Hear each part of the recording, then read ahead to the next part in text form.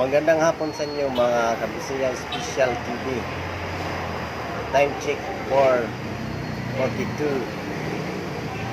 PM.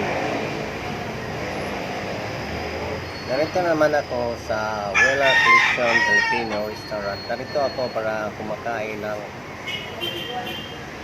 hapunan. Advance na hapunan. Ito para inyo makita guys na kumakain ako dito. Meron akong kanin, 3 tusok na kanin, at saka barbecue na paa ng manok. Binili ko ito dito ng 95 pesos. At syempre may soft drinks pa na Mountain Dew. Sa hindi pa ako kumakain guys,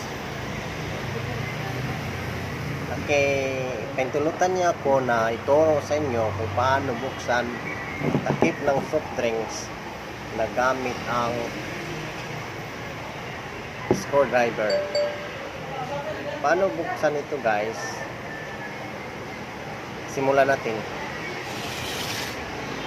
Ito ang takip ng soft drinks guys. Ito ang screwdriver. Ang ulo ng screwdriver, ilagay nyo dito. Dito sa gilid ng takip ng soft drinks. At ang kamay nyo ay bigyan nyo ng allowance. Ilagay nyo sa liig ng buti. May allowance at 2 inches o 2 inches. Ganito ang pagbukas guys. Ganito.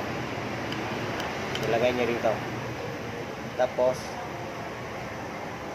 iligwat nyo guys o i-pause.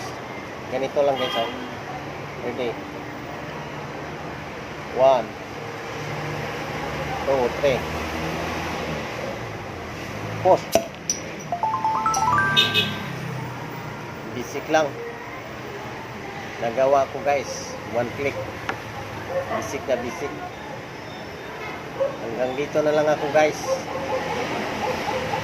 Ilamin ko muna ito guys.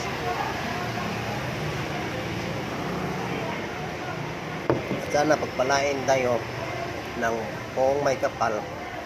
Bigyan tayo ng mga biyaya at masaganang buhay. At bigyan tayo ng lakas ng katawan. Patayin na ito guys. Okay.